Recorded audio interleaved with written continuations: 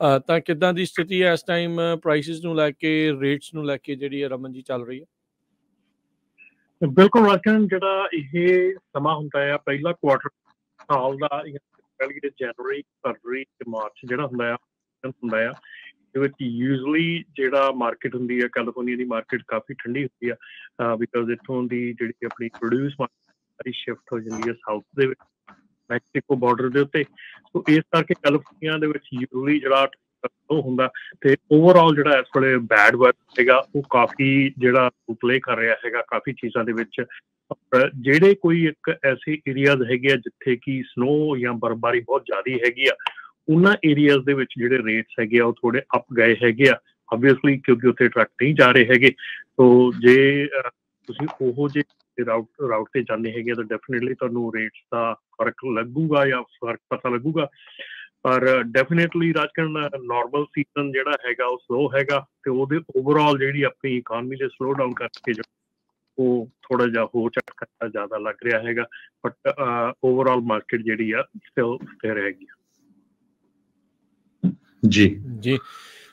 ਸੋ ਇਹੋ ਜਿਹੇ ਮੌਕੇ ਦੇ ਉੱਤੇ ਆਪਾਂ ਕਿੰਨੀ ਵਾਰੀ ਜਿਹੜੀ ਆ ਉੱਦਾਂ ਵੈਸੇ ਚਰਚਾ ਜਿਹੜੀ ਕੀਤੀ ਆ, ਕੈਲੀਫੋਰਨੀਆ ਦੇ ਇੱਕ ਹੋਰ ਡਰਾਈਵਰ ਫਰੈਜ਼ਨੋ ਇਲਾਕੇ ਦਾ ਜਿਹੜਾ ਰਹਿਣ ਵਾਲਾ ਸਲੀਨਾ, ਜਿਹੜਾ ਕੈਂਸਸ ਦਾ ਜਿਹੜਾ ਇਲਾਕਾ ਆ, ਉੱਥੇ ਇੱਕ ਐਕਸੀਡੈਂਟ ਦੇ ਵਿੱਚ ਉਸਦੀ ਮੌਤ ਜਿਹੜੀ ਉਹ ਹੋ ਗਈ ਆ।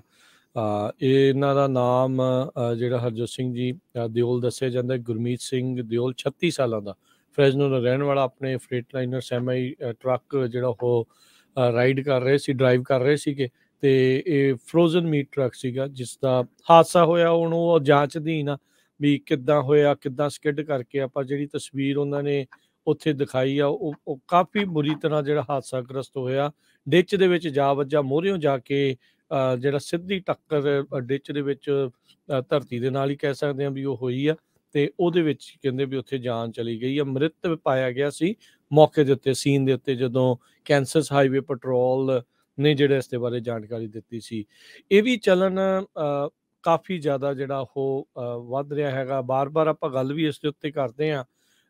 ਇਹਦੇ ਵਿੱਚ ਫਿਰ ਇਵੈਂਚੁਅਲੀ ਜਿਹੜੀ ਗੱਲ ਡਰਾਈਵਰ ਦੀ ਉਸ ਦੇ ਉੱਤੇ ਜਿਹੜੀ ਰਮਨ ਜੀ, ਹਰਜੋਤ ਜੀ ਆ ਜਾਂਦੀ ਆ ਵੀ ਕੀ ਅਜਿਹੀਆਂ ਸਥਿਤੀਆਂ ਦੇ ਲਈ ਸਾਰੇ ਜਾਣੇ ਤਿਆਰ ਨੇ, ਉਹਨਾਂ ਨੂੰ ਕਿੰਨਾ ਕੁ ਜ਼ਿਆਦਾ ਜਿਹੜਾ ਇਸ ਦਾ ਐਕਸਪੀਰੀਅੰਸ ਆ, ਕੀ ਇਨਐਕਸਪੀਰੀਅੰਸ ਇਹ ਸਾਰੇ ਜਿਹੜੇ ਹਾਦਸਿਆਂ ਨੂੰ ਜਿਹੜਾ ਇਸ ਦੇ ਵਿੱਚ ਪਿੱਛੇ ਮੁੱਖ ਕਾਰਨ ਬਣਦਾ ਜਾ ਰਿਹਾ ਹੈ?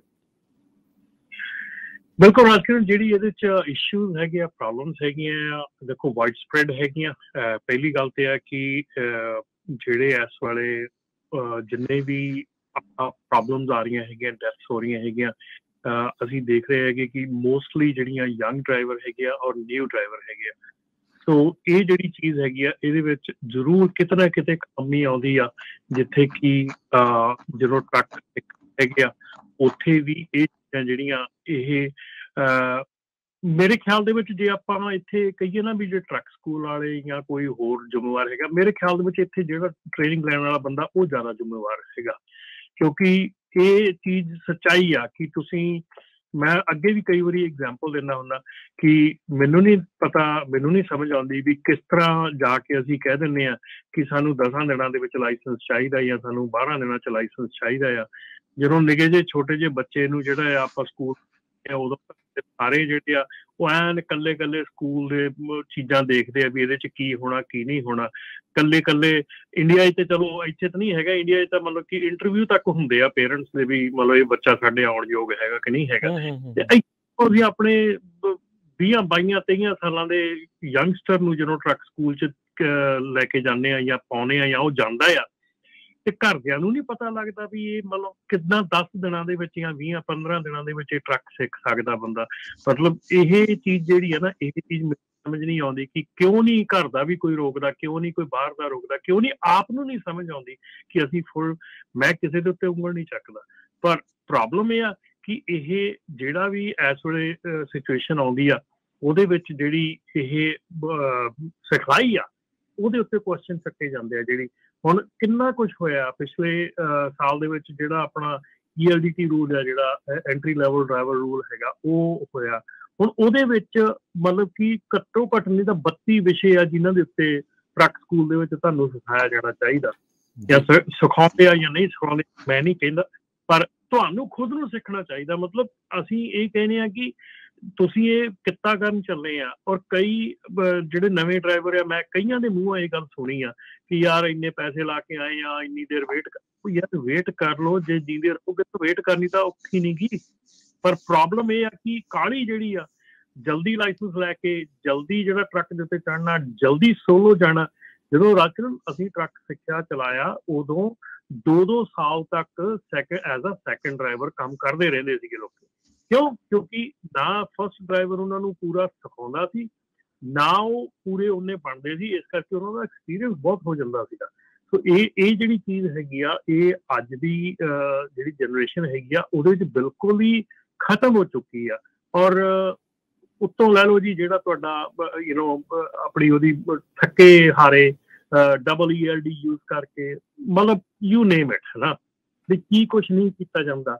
ਤੇ ਜਿਹੜਾ ਆਦਮੀ ਦਾ ਸਰੀਰ ਆ, ਉਹ ਤਾਂ ਫਿਰ ਕਿਸੇ ਇੱਕ ਹੱਦ ਤੱਕ ਹੀ ਕੋਈ ਜਿਹੜੀ ਆ ਬੋਦਰੇਸ਼ਨ ਲੈ ਸਕਦਾ ਨਾ, ਜ਼ਿਆਦਾ ਤਾਂ ਬੋਦਰੇਸ਼ਨ ਉਹ ਵੀ ਨਹੀਂ ਲੈ ਸਕਦਾ। ਸੋ ਆਈ ਥਿੰਕ ਸਾਰਿਆਂ ਨੂੰ ਜ਼ਿਆਦਾ ਜ਼ਰੂਰੀ ਹੈਗਾ ਕਿ ਜਿੰਨੇ ਵੀ ਨਵੇਂ ਡਰਾਈਵਰ ਹੈਗੇ ਆ, ਪਲੀਜ਼ ਜੇ ਤੁਸੀਂ ਸੋਚਦੇ ਆ ਕਿ ਤੁਹਾਨੂੰ 1% ਵੀ ਤੁਹਾਨੂੰ ਸ਼ੱਕ ਹੈਗਾ ਕਿ ਤੁਹਾਡੀ ਕੋਈ ਪ੍ਰੋਬਲਮ ਹੈਗੀ ਆ, ਪਹਿਲੀ ਗੱਲ ਤੇ ਐਸੇ ਰੂਟ ਤੇ ਜਾਇਆ ਨਾ ਕਰੋ ਜਿੱਥੇ ਕੋਈ ਡੇਂਜਰਸ ਹੈਗਾ। ਦੂਜੀ ਗੱਲ ਇਹ ਆ ਕਿ ਜੇ ਤੁਹਾਨੂੰ ਲੱਗਦਾ ਆ ਕਿ ਇਦਾਂ ਦੀ ਕੋਈ ਇਸ਼ੂ ਹੈਗਾ, ਕਿਸੇ ਐਕਸਪੀਰੀਅੰਸ ਡਰਾਈਵਰ ਦੇ ਨਾਲ ਐਜ਼ ਅ ਸੈਕੰਡ ਡਰਾਈਵਰ ਕੰਮ ਕਰੋ, ਥੋੜੀ ਦੇਰ ਕਰੋ, ਕਿਉਂਕਿ ਉਹ ਤੁਹਾਡੀ ਜਾਨ ਬਚਾਉਣ ਦੇ ਵਿੱਚ ਬਹੁਤ ਸਹਾਇਕ ਹੋਊਗਾ। ਜੀ ਬਿਲਕੁਲ। ਮੈਂ ਨਾ ਕੱਲ ਇੱਕ ਆਰਟੀਕਲ ਪੜ੍ਹਦਾ ਸੀ ਰਾਜਕਰਮਵੀਰ ਸਿੰਘ ਜੀ, ਉਹਦੇ 'ਚ ਉਹਨਾਂ ਨੇ ਲਿਖਿਆ ਵੀ ਐਵਰੇਜ ਮੈਥ ਦੇ ਪ੍ਰੋਫੈਸਰ ਦੀ ਤਨਖਾਹ ਅਮਰੀਕਾ 'ਚ $47,000 ਆ, ਵਿਦ PhD ਜਿਹਦੇ ਕੋਲ ਮੈਥਮੈਟਿਕਸ ਦੀ ਆ। ਹਾਂ, ਕੈਲੀਫੋਰਨੀਆ 'ਚ ਥੋੜੀ ਜ਼ਿਆਦਾ ਹੋਊਗੀ, ਪਰ ਪੂਰੀਆਂ ਸਟੇਟਸ ਦੀ ਜੇ ਐਵਰੇਜ ਦੇਖਿਆ ਜਾਵੇ, ਟਰੱਕਾਂ ਵਾਲੇ ਆਮ ਐਵਰੇਜ ਜੇ ਬੜੇ ਸਹਿਜੇ ਜਿੰਨਾ ਵੀ ਲੀਗਲੀ ਕੰਮ ਕਰਨ 70-80 ਹਜ਼ਾਰ ਈਜ਼ਲੀ ਆਪਣੀ ਬਣਾ ਸਕਦੇ ਹੈਗੇ ਆ। ਸੋ ਜੇ ਤੁਸੀਂ ਮਿਹਨਤ ਦੇ ਨਾਲ ਥੋੜਾ ਚਿਰ ਵੇਟ ਕਰਕੇ, ਜਿੱਦਾਂ ਰਮਨ ਭਾਜੀ ਹੁਣੀ ਦੱਸਿਆ ਆ, ਐਕਸਪੀਰੀਅੰਸ ਲਓ ਤੇ ਜਿਹੜਾ ਆ ਸੇਫ ਰਹੋਗੇ। ਹੁਣ ਅੱਜ ਸਵੇਰੇ ਮੈਂ ਜਦੋਂ ਕੰਮ ਤੇ ਆ ਰਿਹਾ ਸੀ, ਹਾਲਾਂਕਿ ਬੇ ਏਰੀਏ ਦੇ ਵਿੱਚ ਸਾਰੀਆਂ ਸਾਡੀਆਂ ਖਬਰਾਂ ਦੇਣ ਦਾ ਮਕਸਦ ਇਹੀ ਆ ਵੀ ਜਿਹੜੀ ਆਪਣੀ ਕਮਿਊਨਿਟੀ ਸੁਣ ਰਹੀ ਆ, ਉਹ ਚੁਕੰਨੀ ਰਹੇ ਵੀ ਕਿਤੇ ਕੀ ਹੋ ਰਿਹਾ। ਬੇ ਏਰੀਏ ਸਾਰੇ ਫਲੱਡ ਵਾਰਨਿੰਗ ਆ, ਸਾਰੀ ਜਗ੍ਹਾ ਦੇ ਉੱਤੇ ਕਿਤੇ ਸਟਰੀਟਸ ਜਿਹੜੇ ਈਵਨ ਹਾਈਵੇ 680 ਤੇ ਵੀ ਕਈ ਜਗ੍ਹਾ ਪਾਣੀ ਭਰਿਆ ਹੋਇਆ ਸੀ। ਤੇ ਉਹ ਆਪਣਾ ਮੁੰਡਾ ਟਰੱਕ ਡਰਾਈਵਰ ਚੱਲ ਰਿਹਾ ਸੀ ਤੇ ਨਾਲ ਫੋਨ ਲਾਇਆ ਸੀ ਹੁਣ ਕੰਨ ਨੂੰ, ਤੇ ਹੁਣ ਤੁਸੀਂ ਦੇਖੋ ਵੀ ਉੱਤੋਂ ਮੀਂਹ ਪੈ ਰਿਹਾ। ਤੇ ਇਹ ਫਿਰ ਇਹ ਬਿਲਕੁਲ ਨਾ, ਇਹ ਜਿੱਥੇ ਸਾਡੀ ਅਣਗਹਿਲੀ ਹੁੰਦੀ ਆ ਤੇ ਫੇਰ ਘਟਨਾ ਵਾਪਰਦੀ ਆ। ਤੇ ਆਪਾਂ ਪਿਛਲੇ ਜਦ ਤੋਂ ਹੀ ਰੇਡੀਓ ਸ਼ੁਰੂ ਕੀਤਾ 12 ਸਾਲ ਹੋ ਚੱਲੇ ਆ, ਮੈਨੂੰ ਲੱਗਦਾ ਵੀ ਘੱਟੋ ਘੱਟ 14-15 ਜਾਣੇ ਹੁਣ ਹੋ ਗਏ ਆ ਜਿਨ੍ਹਾਂ ਦੀ ਡੈਥ ਆਪਣੀ ਟਰੱਕ ਡਰਾਈਵਰਸ ਦੀ ਹੋਈ ਆ। ਸਾਰੇ ਜੰਗ ਮੁੰਡੇ ਸੀ ਜਿਹੜੇ 25 ਸਾਲ ਤੋਂ ਲੈ ਕੇ 35 ਸਾਲ ਤੱਕ ਸੀਗੇ।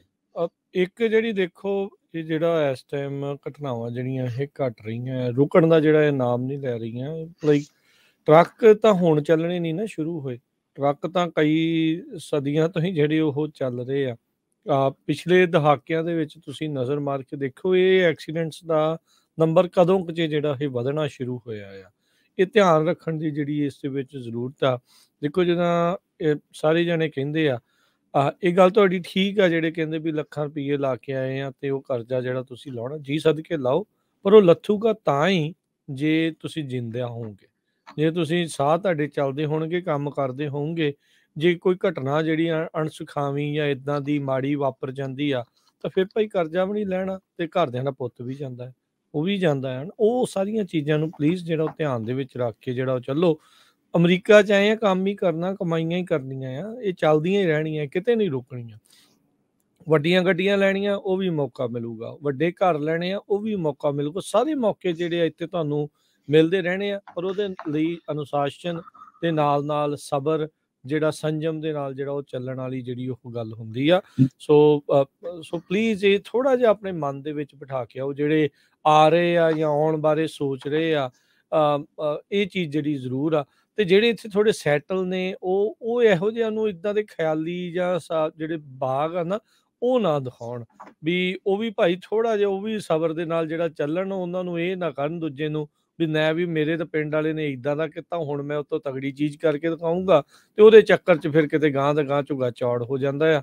ਤੇ ਜਿੱਤਨੀ ਜਿਹੀਆਂ ਕਈ ਥਾਵਾਂ ਦੇ ਵਿੱਚ ਜਿਹੜੀਆਂ ਬਾਅਦ ਦੇ ਵਿੱਚ ਅਣਗਹਿਲੀਆਂ ਜਿਹੜੀਆਂ ਉਹ ਮੌਤ ਦਾ ਕਾਰਨ ਵੀ ਬਣ ਸਕਦੀਆਂ। ਅਸੀਂ ਇਹ ਨਹੀਂ ਕਹਿ ਰਹੇ ਵੀ ਇਸ ਹਾਦਸੇ ਦੇ ਵਿੱਚ ਇਹ ਜਿਹੜਾ ਹੋਇਆ ਬਹੁਤ ਮਾੜੀ ਗੱਲ ਜਿਹੜੀ ਹੋਈ ਆ, ਪਰ ਆਪਾਂ ਦੇਖ ਰਹੇ ਆ ਵੀ ਇਹ ਵਰਤਾਰਾ ਵਾਪਰਿਆ। ਆਪਣੇ ਗੁਆਂਢੀ ਮੁਲਕ 'ਚ ਦੇਖ ਲਓ, ਨੌਜਵਾਨ ਹਾਰਟ ਅਟੈਕ ਨਾਲ ਮਰ ਰਹੇ ਆ, ਉੱਥੇ ਗੋਲੀਆਂ ਦੇ ਨਾਲ ਜਿਹੜਾ ਉਹ ਮਰ ਰਹੇ ਆ, ਕਿਤੇ ਡਰੱਗ ਦਾ ਮਸਲਾ ਜਿਹੜਾ ਆ ਉਹ ਚੱਲ ਪੈਂਦਾ ਆ। ਭਾਈ ਇੱਦਾਂ ਦੀ ਚੀਜ਼ ਜਿਹੜੀ ਇੱਥੇ ਨਾ ਹੋਣੀ, ਜਿਹੜੀ ਉਹ ਸ਼ੁਰੂ ਹੋ ਜਾਵੇ। ਪਲੀਜ਼ ਜਿਹੜਾ ਉਹ ਥੋੜ੍ਹੇ ਸੰਜਮ ਦੇ ਨਾਲ, ਸਬਰ ਦੇ ਨਾਲ ਜਿਹੜਾ ਉਹ ਚੱਲੋ। ਦੇਖੋ ਕਿੰਨੇ ਪੁਰਾਣੇ ਜਿਹੜੇ ਲੋਕ ਇੱਥੇ ਆ ਕੇ ਬੈਠੇ ਨੇ, ਵਸੇ ਨੇ, ਉਹ ਮਿਹਨਤਾਂ ਕਰ ਕਰਕੇ ਇੱਥੇ ਜਿਹੜਾ ਉਹ ਪਹੁੰਚੇ ਆ। ਇਹ ਨਾ ਸੋਚੀਏ ਵੀ ਆਪਾਂ ਕੁਛ ਹੀ ਸਮੇਂ ਦੇ ਵਿੱਚ ਆਪਾਂ ਉਸ ਮੁਕਾਮ ਦੇ ਉੱਤੇ ਝੱਟ ਦੇਣੀ ਪਹੁੰਚਾਂਗੇ। ਜਿੰਨਾ ਸ਼ਾਰਟਕਟ ਵਰਤੂਗੇ ਉਹਦੇ ਵਿੱਚ ਫਿਰ ਕਿਤੇ ਨਾ ਕਿਤੇ ਇਹ ਪ੍ਰੋਬਲਮਸ ਜਿਹੜੀਆਂ ਉਹ ਆ ਜਾਂਦੀਆਂ। ਉਹ ਸਮਾਂ ਉਹ ਆਪਣੇ ਆਪ ਨੂੰ ਵੀ ਓਨਾ ਸਮਾਂ ਦਿਓ ਉਸ ਥਾਂ ਦੇ ਉੱਤੇ ਪਹੁੰਚਣ ਦੇ ਲਈ। ਜੀ ਆਪਣਾ ਸ਼ੋਅ ਅਪ ਫੁਕਰਾਪਣ, ਇਹ ਹੁਣ ਪੰਜਾਬ 'ਚ ਸੁਸਾਈਡ ਦਾ ਕਾਰਨ ਕੀ ਸੀ? ਹੁਣ ਜਦੋਂ ਤੁਸੀਂ ਇੱਥੇ ਆ ਗਏ ਆ, ਮੇਰੀ ਤਾਂ ਇਹ ਜਿਹੜੇ ਜਿਨ੍ਹਾਂ ਦੇ ਕਿਸੇ ਦਾ ਹਸਬੈਂਡ ਆ, ਕਿਸੇ ਦਾ ਭਰਾ, ਕਿਸੇ ਦਾ ਪੁੱਤ ਆ, ਟਰੱਕਰਸ ਆ, ਵੀ ਉਹਨਾਂ ਨੂੰ ਕਹੋ ਯਾਰ ਸਹਿਜੇ ਚੱਲੋ, ਕੋਈ ਐਡੇ ਜ਼ਿਆਦੇ ਪੈਸੇ ਨਹੀਂ, ਕੋਈ ਐਡੀ ਕੋਈ ਬੜੇ ਘਰਾਂ ਨਾਲ ਕਿਸੇ ਨੇ ਬੱਲੇ ਬੱਲੇ ਨਹੀਂ ਹੋ ਜਾਣਾ। ਅਮਰੀਕਾ ਦਾ ਰਿਚੈਸਟ ਬੰਦਾ ਵਾਰਨ ਬਫੇ, ਉਹ ਬੇਵਕੂਫ ਥੋੜੋ ਆ। ਅੱਜ ਦੀ ਡੇਟ 'ਚ ਵੀ 1967 ਦਾ ਬਣਿਆ ਹੋਇਆ ਘਰ, 3 ਬੈਡਰੂਮ 2 ਬਾਥਰੂਮ ਦਾ, ਉਹਦੇ ਵਿੱਚ ਹੀ ਰਹਿੰਦਾ ਆ ਉਹ, ਨਬਰਾਸਕਾ ਦੇ ਵਿੱਚ, ਹਨਾ। ਸੋ ਉਹ ਚਾਹੇ ਕਿੰਨੇ ਹਜ਼ਾਰਾਂ ਸਕੁਅਰ ਫੁੱਟ ਵਾਲਾ ਘਰ ਖਰੀਦ ਲੈ, ਠੀਕ ਹੈ ਕਿ ਨਹੀਂ। ਸੋ ਆਪਾਂ ਨੂੰ ਏਦਾਂ ਉਹ ਕੰਮ ਤੋਂ ਛੱਡ ਕੇ, ਕਿਉਂਕਿ ਮੈਂ ਦੇਖਦਾ ਰਮਨ ਜੀ, ਕਈਆਂ ਨੂੰ 6 ਮਹੀਨੇ ਨਹੀਂ ਆਏ ਨੂੰ ਹੁੰਦੇ, ਆਉਂਦੇ ਹੀ ਡੋਜ, ਚੈਲੰਜਰ, ਹਨਾ, ਆਹ ਕਾਰ ਲੈ ਲਈ, ਆਹ ਕਾਰ ਲੈ ਲਈ। ਤੇ ਉਹ ਫਿਰ ਹੁਣ ਜਦੋਂ ਤੁਸੀਂ ਟੁੱਟ ਕੇ ਜੇ ਇੰਨੇ ਘੰਟੇ 2-2 ਈਐਲਡੀਆਂ ਲਾ ਕੇ ਮਰਦੇ ਆ, ਤੇ ਫਿਰ ਉਹ ਫਾਇਦਾ ਕੀ ਆ ਉਹਦਾ? ਉਹ ਚਲਾਉਣੀ ਥੋੜੀ, ਉਹ ਤਾਂ ਜਾਣੀ ਵਾਪਸ ਬੈਂਕ ਨੂੰ ਹੀ ਜਾਣੀ ਆ ਫਿਰ ਬਾਅਦ 'ਚ। ਬਿਲਕੁਲ ਜੀ, ਆਪਾਂ ਇਹਦੇ ਉੱਤੇ ਆਪਾਂ ਇਹ ਤਾਂ ਆਪਾਂ ਸਿਰਫ ਸੁਝਾਈ ਦੇ ਸਕਦੇ ਹਾਂ, ਆਪਾਂ ਮਾੜੀ ਮੋਟੀ ਗੱਲ ਕਰ ਸਕਦੇ ਹਾਂ। ਬਿਕੋਜ਼ ਸਾਰੀਆਂ ਚੀਜ਼ਾਂ ਜਿਹੜੀਆਂ ਹੈਗੀਆਂ ਐਟ ਦਾ ਐਂਡ ਆਫ ਦਾ ਡੇ, ਆਪਾਂ ਨੂੰ ਜਿਹੜੀ ਲਾਈਫ ਇੰਸ਼ੋਰੈਂਸ ਆ ਉਹ ਸਾਰਿਆਂ ਨੂੰ ਲੈਣੀ ਚਾਹੀਦੀ ਹੈ, ਕਿਉਂਕਿ ਅਨਸਰਟਨਿਟੀ ਸਾਰਿਆਂ ਦੀ ਹੈਗੀ ਆ। ਅਨਸਰਟਨਿਟੀ ਤੇ ਜਿਹਨੂੰ ਇੱਕ ਕਵਰੇਜ ਆ ਬਾਅਦ ਦੇ ਵਿੱਚ, ਉਹ ਇੱਕ ਲਾਈਫ ਇੰਸ਼ੋਰੈਂਸ ਨਾਲ ਹੁੰਦੀ ਆ। ਸੋ ਜਿਹੜੀ ਲਾਈਫ ਇੰਸ਼ੋਰੈਂਸ ਹੈਗੀ ਆ ਸਸਤੀ ਹੈਗੀ ਆ। ਕਿਉਂ ਹਰਜੋਤ ਭਾਜੀ, ਇਹਦੇ ਉੱਤੇ ਤੁਸੀਂ ਸੋ ਬਿਲਕੁਲ, ਚਾਹੇ ਤੁਸੀਂ ਟਰਮ ਇੰਸ਼ੋਰੈਂਸ ਲੈ ਲਓ 5 ਸਾਲਾਂ ਦੀ, 10 ਦੀ, 15 ਦੀ, $35-40, $50 ਪ੍ਰੀਮੀਅਮ ਹੁੰਦਾ। ਮੈਂ ਪਿਛਲੇ ਬਹੁਤ ਸਾਲਾਂ ਤੋਂ ਕਹਿੰਦਾ ਆ ਰਿਹਾ ਵੀ ਬਹੁਤ ਵਾਰੀ ਕਈ ਇਨਵੈਸਟਮੈਂਟ ਵਾਲੀਆਂ ਲੈ ਲੈਂਦੇ ਆ, ਉਹ ਆਪਣੇ ਬੰਦਿਆਂ ਲਈ ਉਹਨਾਂ ਦੀ ਇਨਕਮ ਦੇ ਹਿਸਾਬ ਨਾਲ ਉਹ ਸਹੀ ਨਹੀਂ ਹੁੰਦਾ। $500, $700 ਮੰਥਲੀ ਪ੍ਰੀਮੀਅਮ ਵਾਲਾ ਵੇਚ ਜਾਂਦੇ ਆ। ਨਾ ਉਹ ਦੱਸਦੇ ਆ ਵੀ ਸਰੈਂਡਰ ਚਾਰਜਸ ਕਿੰਨੇ ਆ ਤੇ ਉਹਨਾਂ ਦੀ ਰੇਟ ਆਫ ਰਿਟਰਨ ਕੀ ਹੋਣੀ ਆ। ਉਹੀ ਦੇਖ ਕੇ ਇੱਕ ਦੂਜੇ ਵੱਲ ਲੈ ਲੈਂਦੇ ਆ। ਵੀ ਕਈਆਂ ਦੇ ਮੈਜੋਰਿਟੀ 'ਚ ਮੈਨੂੰ ਪਤਾ ਆ ਵੀ ਆਪਣੇ ਜਿਹੜੇ ਨਵੇਂ ਆਏ ਆ, ਉਹਨਾਂ ਦੇ ਕੋਲ ਗ੍ਰੀਨ ਕਾਰਡ ਨਹੀਂ ਹੈਗੇ। ਸੋ 90% ਇੰਸ਼ੋਰੈਂਸ ਕੰਪਨੀਆਂ ਜਿਨ੍ਹਾਂ ਦੇ ਕੋਲ ਵਰਕ ਪਰਮਿਟ ਆ, ਉਹਨਾਂ ਦੀ ਇੰਸ਼ੋਰੈਂਸ ਨਹੀਂ ਕਰਦੀਆਂ। ਜੇ ਕਰਦੀਆਂ ਤਾਂ ਰੇਟ ਹਾਈ ਹੁੰਦਾ ਆ, ਜਾਂ ਉਹਨਾਂ ਨੂੰ ਕਾਫੀ ਲੰਮਾ ਸਮਾਂ ਲੱਗਦਾ ਹੈਗਾ। ਸੋ ਗਲਤ ਇਨਫੋਰਮੇਸ਼ਨ ਭਰ ਕੇ ਕਰੀ ਜਾਂਦੇ ਆ ਜੀ, ਇਹ ਤਾਂ ਗ੍ਰੀਨ ਕਾਰਡ ਆ, ਸਿਟੀਜ਼ਨ ਆ। ਸੋ ਕੱਲ ਨੂੰ ਮਿਸਰੀਪ੍ਰੈਜ਼ੈਂਟੇਸ਼ਨ, ਰੱਬ ਨਾ ਕਰੇ ਕਿਸੇ ਦੀ ਡੈਥ ਹੋ ਜਾਏ, ਉਹ ਕਵਰ ਨਹੀਂ ਹੋਣਾ। ਸੋ ਮਿਨੀਮਮ ਤੋਂ ਮਿਨੀਮਮ ਜਦੋਂ ਤੁਸੀਂ ਟਰੱਕ ਤੇ ਚੜ੍ਹਨਾ, ਚਾਹੇ ਕੁਝ ਵੀ ਹੋਵੇ, ਚਾਹੇ ਟਰਮ ਇੰਸ਼ੋਰੈਂਸ, ਜਿੱਦਾਂ ਤੁਸੀਂ ਫਾਈਨੈਂਸ਼ੀਅਲੀ ਸਟਰੋਂਗ ਹੋਈ ਜਾਂਦੇ ਆ, 2, 5 ਚਾਹੇ 10 ਪਾਲਿਸੀਆਂ ਲੈ ਲਓ, ਇੱਥੇ ਕੋਈ ਇਹ ਰੋਕ ਥੋੜੋ ਹੈਗੀ ਆ। ਸੋ ਮਿਨੀਮਮ ਮੈਨੂੰ ਤਾਂ ਇਹ ਬਹੁਤ ਹੈਰਾਨੀ ਹੁੰਦੀ ਆ ਵੀ ਕਈ ਵਾਰੀ ਫਿਰ ਗੋ ਫੰਡ ਮੀ ਆਪਾਂ ਸ਼ੁਰੂ ਕਰ ਦਿੰਦੇ ਆ। ਜੇ ਬੰਦਾ $60-70,000 ਸਾਲ ਦਾ ਬਣਾ ਰਿਹਾ, ਤਾਂ ਗੋ ਫੰਡ ਮੀ ਤਾਂ ਇਹ ਵੀ ਤਾਂ ਮੰਗਤੇ ਵਾਲਾ ਹੀ ਕੰਮ ਆ ਨਾ, ਠੀਕ ਹੈ ਕਿ ਨਹੀਂ। ਸੋ ਹਾਂ, ਉਹ ਬੰਦਾ ਜੇ ਕੋਈ ਆਇਆ, ਉਹਦਾ ਕੋਈ ਨਹੀਂ ਹੈਗਾ ਇੱਥੇ ਵਿਚਾਰੇ ਦਾ, ਕੋਈ ਜੌਬ ਨਹੀਂ ਸੀ, ਉਹਦਾ ਤਾਂ ਕੋਈ ਤੁੱਕ ਬਣਦਾ ਹੈ, ਤੁਸੀਂ ਹਰ ਇੱਕ ਬੰਦੇ ਤੇ ਗੋ ਫੰਡ ਮੀ ਕਰ ਦਿੰਦੇ ਆ। ਤੇ ਫਿਰ ਇਹ ਤਾਂ ਬਹੁਤ ਜਿੱਦਾਂ ਫਿਰ ਬੇਸ਼ਰਮੀ ਵਾਲੀ ਗੱਲ ਹੁੰਦੀ ਆ ਜੇ ਦੇਖਿਆ ਜਾਵੇ ਜੀ। ਨਹੀਂ, ਹੁਣ ਕਿਸੇ ਦੇ ਕੋਲ 40-50 ਟਰੱਕ ਆ, ਬੰਦੇ ਦੀ ਮੌਤ ਹੋ ਜਾਂਦੀ ਆ, ਹਨਾ, ਫੇਰ ਤੁਸੀਂ ਗੋ ਫੰਡ ਮੀ ਕਰਦੇ ਹੋ। ਉਹ ਕੀ ਕੰਮ ਬਣਦਾ ਹੈ ਗੋ ਫੰਡ ਮੀ ਦਾ, ਠੀਕ ਹੈ ਕਿ ਨਹੀਂ। ਤੁਸੀਂ ਜੇ ਇੱਕ ਟਰੱਕ ਵੀ ਆ, ਜੇ ਤੁਹਾਡੀ $7-8,000 ਮੰਥਲੀ ਇਨਕਮ ਆ, ਤੁਸੀਂ $50 ਨਹੀਂ ਅਫੋਰਡ ਕਰ ਸਕਦੇ। ਇਹ ਇੰਨਾ ਵਧੀਆ ਜਿਹੜਾ ਤਰੀਕਾ ਇੱਥੇ USA 'ਚ ਗਵਰਨਮੈਂਟ ਨੇ ਜਿਹੜਾ ਲਾਈਫ ਇੰਸ਼ੋਰੈਂਸ ਕੰਪਨੀਆਂ ਨੇ ਬਣਾਇਆ ਹੈ। ਦੇਖੋ, ਜਿਹੜੀ ਮੈਂ ਗੱਲ ਕਰਨੀ, ਕਈਆਂ ਨੂੰ ਲੱਗਣੀ ਕੌੜੀ ਹੈ, ਔਖੀ ਗੱਲ। ਤੇ ਹੁਣ ਜਿੱਦਾਂ ਕਹਿੰਦੇ ਵੀ ਅਸੀਂ ਕਰਜ਼ਾ ਲਾਉਣਾ, ਉਹ ਗੱਲ ਕਰਦੇ ਆ ਵੀ ਭਾਈ ਜਿੰਦਾ ਰਹੋਗੇ ਫਿਰ ਤਾਂ ਕਰਜ਼ਾ ਹੌਲੀ ਹੌਲੀ ਲਈ ਜਾਓਗੇ। ਜੇ ਇਦਾਂ ਕਰਦੇ ਕਰਦੇ ਕਿਤੇ ਨੁਕਸਾਨ ਤੁਹਾਡਾ ਹੋ ਜਾਂਦਾ, ਫੇਟਲ ਹੋ ਜਾਂਦਾ ਆ, ਤੇ ਫਿਰ ਪਿੱਛੋਂ ਦਾ ਕਰਜ਼ਾ ਨਹੀਂ ਨਾ ਲੱਥਣਾ। ਐਟਲੀਸਟ ਜੇ ਤੁਹਾਡੀ ਲਾਈਫ ਇੰਸ਼ੋਰੈਂਸ ਹੋਊਗੀ, ਘਰਦਿਆਂ ਨੂੰ ਉਹੀ ਚੱਲ ਜੂ। ਜੇ ਤੁਸੀਂ ਇਦਾਂ ਨਹੀਂ ਤਾਂ ਇਦਾਂ ਹੀ ਕਰ ਜਾਓ। ਇਹ ਮਾੜਾ ਮੋਟਾ ਜਿਹੜਾ ਸਮਝਦਾਰੀ ਦੇ ਨਾਲ ਜਿਹੜਾ ਕੰਮ ਕਰੋ। ਪਹਿਲਾਂ ਤਾਂ ਤੁਹਾਨੂੰ ਕੋਈ ਸਲਾਹ ਨਹੀਂ ਦਿੰਦਾ ਇਹ ਚੀਜ਼ ਵੀ ਤੁਸੀਂ ਨਜਾਇਜ਼ ਜਿਹੜਾ ਧੱਕੇ ਦੇ ਨਾਲ ਚਲਾਈ ਜਾਓ, ਤੇ ਬਾਅਦ ਦੇ ਵਿੱਚ ਗਲਤ ਪੂਰਾ ਜਿਹੜਾ ਸਮਝ ਤੋਂ ਬਗੈਰ ਜਾਂ ਪੂਰੀ ਸਿਖਲਾਈ ਤੋਂ ਬਗੈਰ ਜਿਹੜਾ ਕਰੋ, ਉਹਦੇ ਵਿੱਚ ਨੁਕਸਾਨ ਤੁਹਾਡਾ ਹੀ ਹੋਣਾ। ਭਾਈ ਜੇ ਤੁਸੀਂ ਪੰਗਾ ਲੈਣਾ ਹੀ ਆ, ਫਿਰ ਐਟਲੀਸਟ ਪਿੱਛੇ ਬੈਕਅਪ ਤਾਂ ਰੱਖ ਕੇ ਜਾਓ।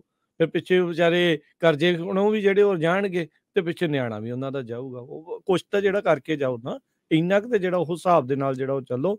ਸੋ ਧਿਆਨ ਜਿਹੜਾ ਤੁਹਾਨੂੰ ਭਾਈ ਜਿਹੜੀ ਇਸ ਚੀਜ਼ ਦੇ ਵਿੱਚ ਰੱਖਣ ਦੀ ਜ਼ਰੂਰਤ ਹੈ। ਸਲਾਹ ਦੇ ਸਕਦੇ ਹਾਂ ਤੁਹਾਨੂੰ ਸਮਝ ਦੇ ਨਾਲ, ਤਾਂ ਜਿਹੜਾ ਸਮਝਦਾਰੀ ਨਾਲ ਠੰਡੇ ਦਿਮਾਗ ਦੇ ਨਾਲ ਇਹ ਸਾਰੀਆਂ ਚੀਜ਼ਾਂ ਦੇ ਵਿੱਚ ਚੱਲਣ ਦੀ ਜ਼ਰੂਰਤ ਜਿਹੜੀ ਉਹ ਹੈਗੀ ਆ।